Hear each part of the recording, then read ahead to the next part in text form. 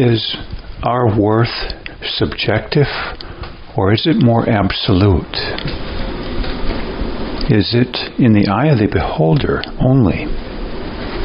In other words, is your worth only for a particular target audience? And now and always. Well, consider even ourselves. If we deceive ourselves, that might be pleasurable in the short run, but is it a good idea in the long run? And let's say we complain because we say so many people love violence, especially in our country, so it's only advantageous to sell tickets to arenas where they have violent sports playing, for instance. Or it's only advantageous to have certain aspects of Hollywood in our lives, as per the morality aspects, not so great. Because that's what people value most, we say. So is our worth then in the eye of the beholder or not? Well, I think posterity usually reframes our politicians one way or the other, after their death especially. We may like a certain politician in the short run. They may be very popular in the short run, but their intrinsic worth, I believe, is spelled out in the long run. I think that's a little bit of what is said to be, does it stand the test of time?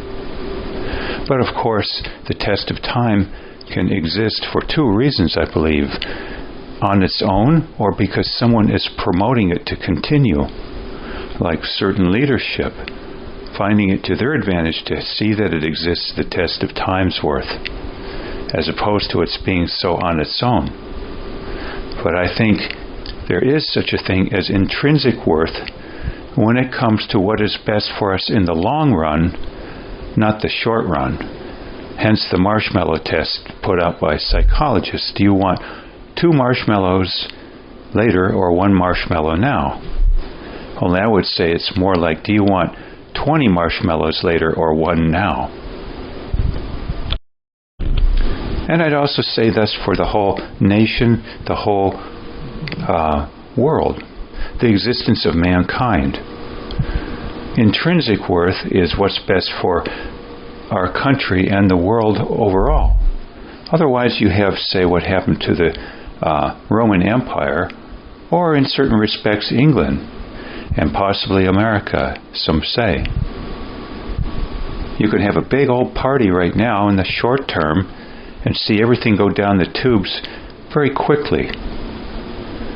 Even what's best in the short term may bring about an invasion from a foreign country, or generally chronic warfare going on between nations. So I see a direct tie here probably between intrinsic worth being what is best in the long term, and then of course in the long term we would have far fewer regrets, wouldn't we, in general? Of course the topic of regret is one in and of itself a different thing, but I think the long term spells out that there is such a thing as intrinsic worth as to what is best for the long-term approach, not the short-term approach. Otherwise, it's just a free-for-all, and everyone wanting to say, it's all in the eye of the beholder what we value. Because in the short term, that could be true. You could say we all have our drugs of choice as to what we feel is of value, and that it's all subjective. But in the end run, I don't think it's good to be a drug addict, so to speak, even if it's not chemical-based, because it's going to catch up with us and bite us in the butt, and we'll regret, likely, having been an addict of some sort. And it's thus an intrinsic value not to be an addict, I would say, not something subjective, because in the long term, it's best not to be an addict, I believe.